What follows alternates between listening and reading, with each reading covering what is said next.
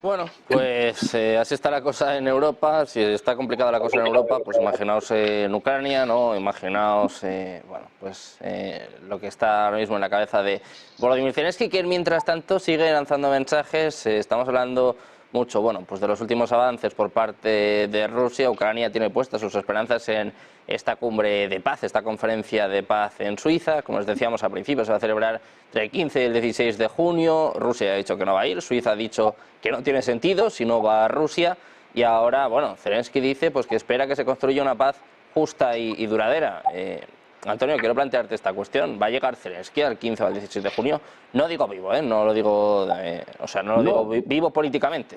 Vamos a dejarlo sí, ahí. no, va a llegar porque eso es una dictadura ya. O sea, salvo que haya un golpe de Estado que lo eche, va a llegar porque es una dictadura. Es decir, él no ha hecho elecciones, luego dentro de unos días se acaba su mandato legítimo.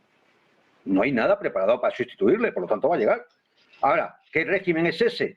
Bueno, pues que nadie nos venga a decir que esto es una lucha por la democracia y que aquello es un régimen de libertades, ya lo ha explicado antes Javier. Es decir, hombre, no, es decir, sí, Zelensky llegará. Rusia no es que no vaya a ir, es que ni siquiera ha sido invitada.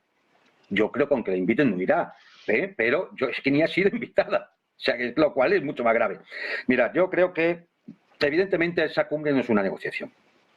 No es una negociación por varias razones. Una, porque efectivamente no está una de las partes del conflicto, si no está una de las partes del conflicto, que se va a negociar. Pero es que además, si hubiera intención de negociar, el señor Zelensky ya hubiera derogado la ley ucraniana que impide cualquier negociación con Rusia. Es que es el primer paso. Si yo voy a negociar y pretendo hacer algo en una cumbre de paz para llegar a una solución del conflicto, que eso es negociar, lo primero que tendré que hacer es derogar las leyes que me impiden negociar. No lo ha hecho. Luego está, ¿quién va a negociar con una persona que ya políticamente no tiene legitimidad? ¿Qué puede firmar Zelensky? ¿Pueden fiarse los otros actores de lo que pueda firmar una persona que ya no tiene ninguna legitimidad? ¿Qué sentido tiene entonces esa cumbre? Pero es que además no se puede partir como documento base de lo que dice una de las partes. Porque eso como si Rusia se presentara y dijera, aquí están mis condiciones, que las saben desde el comienzo de la operación militar. Es decir, si vamos a actuar así, bueno, pues con ese sentido maximalista por una parte y no dejar ni hablar a la otra, pues no va a haber ninguna negociación y por supuesto mucho menos un acuerdo. De hecho, lo que se pretende en esta cumbre de paz es establecer como una especie de hoja de ruta que se puede extender en el tiempo indefinidamente, de cómo podría llegarse a un acuerdo de paz. Yo creo que estamos realmente ante otro circo mediático. Es más, es que ni siquiera Suiza en estos momentos sería el país adecuado, porque Suiza ya no es neutral. Es verdad que no es parte de la OTAN, pero ha congelado fondos rusos, ha enviado armas a Ucrania, ha enviado ayuda financiera a Ucrania, ha votado en contra de Rusia a favor de Ucrania en los organismos internacionales. Es decir, Suiza no es un país neutral, es un país hostil a Rusia. ¿Por qué se va a hacer la cumbre allí? Porque lo ha decidido Zelensky, lo ha decidido la presidenta suiza. No es serio, no es serio. Y entonces, claro, cuando las cosas no son serias de principio, como he comentado, desde el tema de la derogación de las leyes que impiden la negociación, hasta hacerse en un país que resultamente forma parte de uno de los bandos, cuando esto no es serio, pues entonces lo que uno puede entrever es que aquí lo que va a haber es otro circo mediático donde van a decir que lo que intentan es engañar a una serie de países para que vayan allí, nos hemos juntado la mayor parte de la comunidad internacional para hablar de la paz, es decir, nos van a contar otro cuento, nos van a contar otro cuento, pero no tiene ningún sentido, es decir, no tiene ningún sentido ni va a dar ningún resultado, más allá de seguir con la matraca propagandística que nos tienen acostumbrados.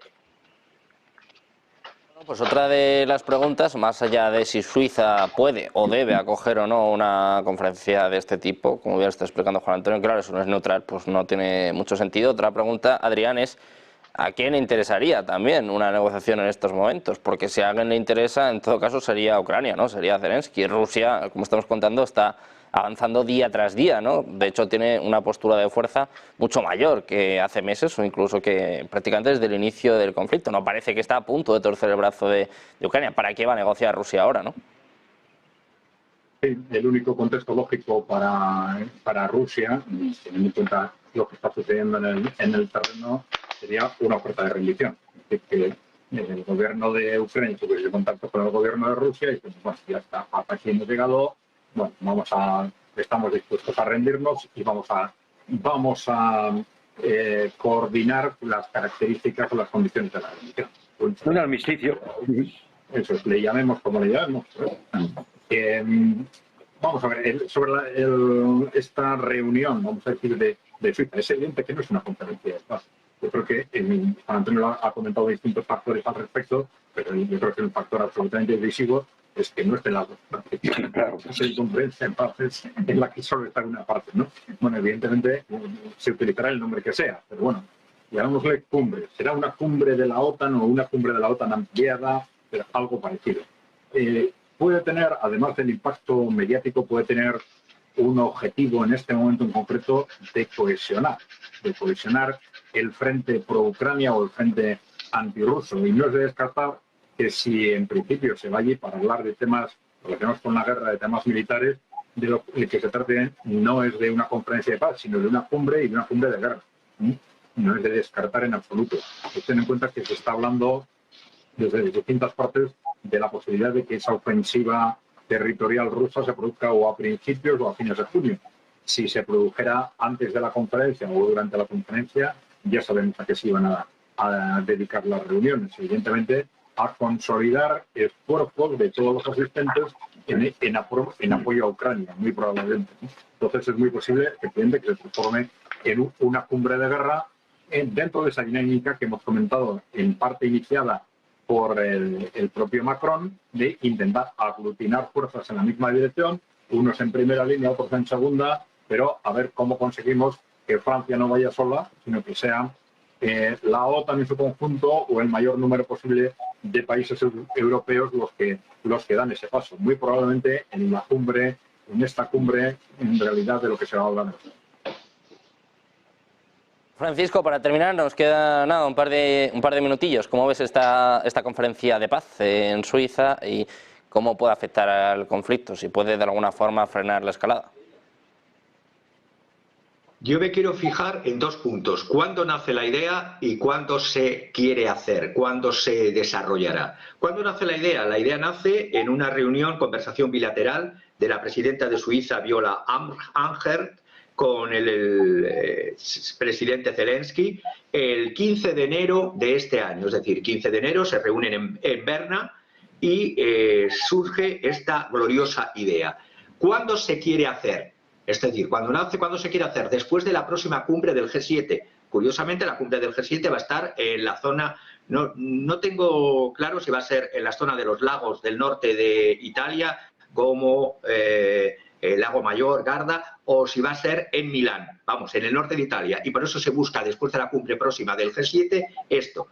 Se quiere, además, con la técnica táctica de la anglosfera, siempre el divide y vencerás, invitar a las potencias amigas de Rusia, es decir, a los BRICS, no invitar a Rusia, curiosamente, en una cumbre de paz, como han dicho mis contertulios, donde no se invita a la otra parte. Se va a invitar a la India, a Sudáfrica, a Etiopía, a Brasil, a Arabia Saudita, y todo esto, y termino, se ha ido desarrollando con una actividad intensamente interesada por parte de la diplomacia suiza, y lo he leído con detalle en el Neue Zürcher Zeitung, que es el periódico de Zúrich, que dice que han estado presentes desde febrero el ministro de Asuntos Exteriores suizo, Ignacio Cassis, visitando China y la India para intentar voltear voluntades, el ministro de Economía, Louis Parmelin, que visitó Qatar hace unos días también, y la propia presidenta, que es ministra de Defensa, que ha tenido toda esta idea con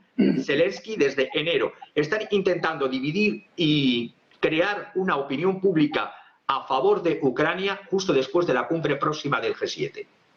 Bueno, pues así están las circunstancias, así están los conflictos geopolíticos en estos momentos, sobre todo mirando a Ucrania, y también, bueno, pues hoy va a ser protagonista una vez más el presidente francés Emmanuel Macron, que le gusta, está compitiendo con Sánchez, a ver de quién se habla más durante esta semana. Bueno, yo doy las gracias a los tres, Juan Antonio, Francisco Javier, Adrián, muchísimas gracias por estar con nosotros una vez más y poner un poquito de luz en todos estos asuntos. Hasta la próxima entonces. Muchas gracias. Muy buen día. Nosotros seguimos pendientes precisamente de la actualidad nacional, internacional, geopolítica, económica. Hacemos una pausa, unos minutos y enseguida vuelve Rolling Stocks de la mano de Marta Velar.